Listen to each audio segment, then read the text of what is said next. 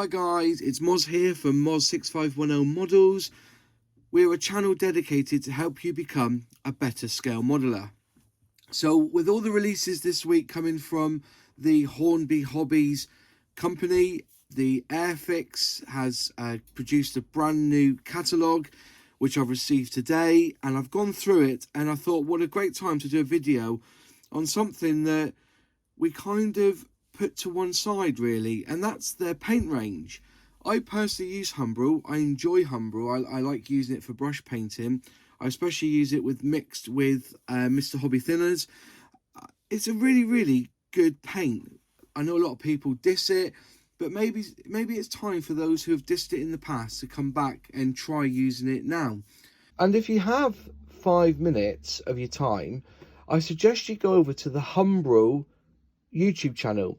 At the moment, they're uploading videos by a guy called Jeff on the Airfix Hawker Hurricane Mark 1 Tropical 1:48 scale.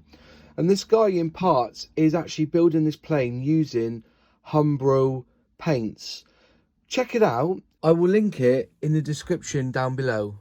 So in the catalogue, they've if we just go to the page, they've really pushed hard, I think, this year with Humbrol.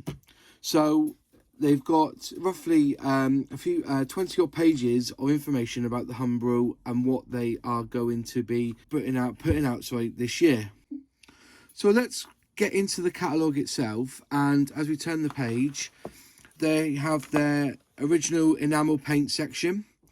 All the colours you could ever require: matte, your satins, your glosses, your metallic and your metal coats. With all enamel, you know, it's always blue for the tin.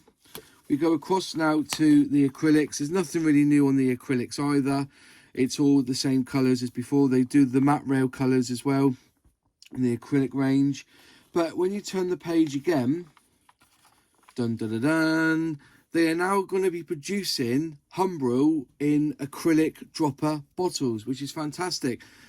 If some of you know, if you use the Model Air range, these are fantastic because you can actually do, you can be more specific in your mixes, because you can, count out your drops: 1, 2, 3, 4, 5, 6, 7, 8, 9, 10, and then with a dropper, you can then, with one of these, you can then get your thinners and put as many drops in as you can, and then you mix them up in a little palette and away you go.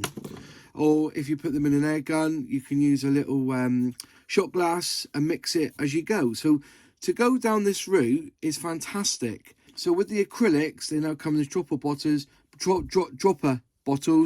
and the product code will start with the letters DB for dropper bottle. So where you go back to the acrylics, and you have AB for acrylic bottle. Basically, they now have a DB, which will be your dropper bottle. So when you go onto the website, you can see exactly, it will put in the website exactly the colour you need, and just put DB in front of the number. It is quite simple. DB 0025 is your blue. If you go back to the acrylic, AB 0025 is blue, but in the pop form. Okay, so that's just a way they do it, really. It's a clever way as well. Also, they're bringing out a brand new paint palette. Personally, I use bottle caps, or I got a plastic tray that I use. But there's room there for 5 mixes if you want. 1, 2, 3, 4, 5. Brand new in the magazine, and they should be launched within the next couple of months, hopefully. Again, advertising their paint and brush sets: blue for enamel, red for acrylic. So they've got the acrylic figure set, the acrylic scenic set, enamel gloss set, enamel creative set, enamel metallic set, and the enamel matte set. So not much extra on the sprays. They all seem to be the same as they were last year. I do like the spray. The varnish sprays for me are pretty good, and I've used them quite often. Next page, couple of new issues in their range. They're going to have a precision poly cement bottle, 20 milliliters precision poly dispenser. a solvent-based cement suitable for plastic model kits. So, you know, it's to enable you to have precision delivery. So I presume they're going up against this one here with the like the little needle on the end. These are good. These are. I use the Contact the Professional quite a lot, and it's good for getting into those really small places. Coatings and thinners, we're in the same league again.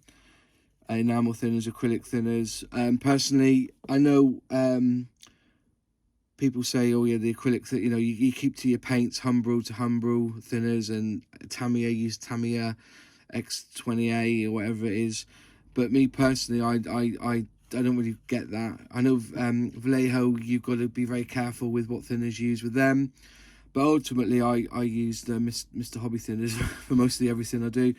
The maskol's still in there, the decal or the decal fix is there, and they've got the clears, the gloss clear, the matte clear, and the satin clear. So moving on, you've got your coats at the bottom there as well. Now this is quite good. Humbrol with the weathering powders, they've changed the design of the tin you get them in. So they're going to be looking like that now, and the only change is that instead of it being AV, sorry, AV 003 for sand or AV 002 for white, it's now 12. If I get up closer, you can see the product codes change from the 01 and 02 and 03. Now it's 11, 12, 13. Now they're saying here they're new. There is a new colour. So if you look, we all know of the black, the white, the sand, the smoke, the oxide green, the iron oxide, dark earth rust. They've now released a dark rust, which is AV0019. I'm trying to see a good image of that. Okay, so yeah, that's the new one they've released, is an AV0019 dark rust, and the rest is all the same. No difference on the washes. The same colours are on the website as there is in the catalogue. Again, they're advertising their workstation, which is what I use all the time. I love my workstation, especially when I want to watch a movie or something, and I'll take it with me. I take it to my model club as well to do my models. Colour charts available if you want to buy one. P1158 with the conversions on there as well. So whether you want to see what Tamiya, you know, mixed with, different versions of, like, so if you want Tamiya but you want the Humbrol version, you can go and look on the conversion chart, and vice versa. The brushes that they do, all the same as in the original range. I've had a good look, and yeah, nothing's really changed there, but I will be doing a video on what difference brushes mean. To be honest with you, I don't really have the stipple brushes or the flat brushes. I've got a different make for them. But yeah, it'd be good to go through these.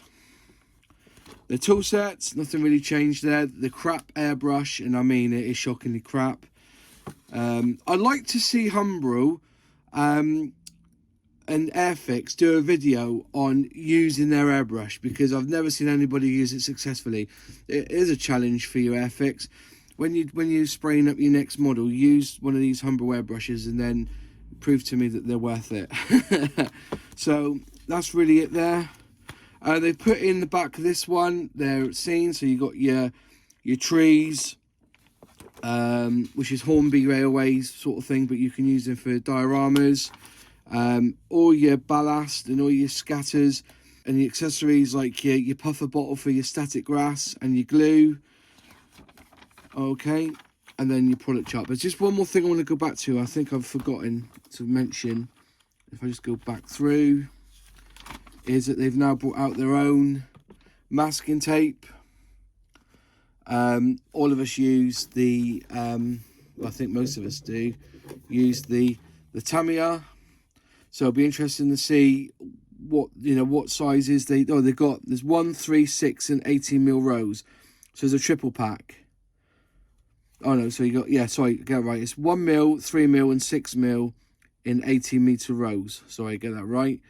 So yeah, that'd be interesting. I wonder if they'll fit in these dispensers from Tamiya. We'll see. But yeah, so there's quite a bit there released on the Humbrol side of things in the catalogue, which is all good. Excited about the dropper bottles. That dark rust is quite a nice colour, actually. I don't even see in the light here. You know, there's quite a difference in it, in that darkness of it. It's not so orange. It's more like more of a brown. Very nice. But yeah, the dropper bottles for me is going to be fantastic. But yeah, exciting times from Humbrol. Hopefully this will kind of put them in the mix with Tamiya and stuff. It's really good progress. If you've liked the video, will you please click like? If you haven't subscribed, please subscribe and click that bell. And if you can, please share, and we'll see you in the next video. Cheers.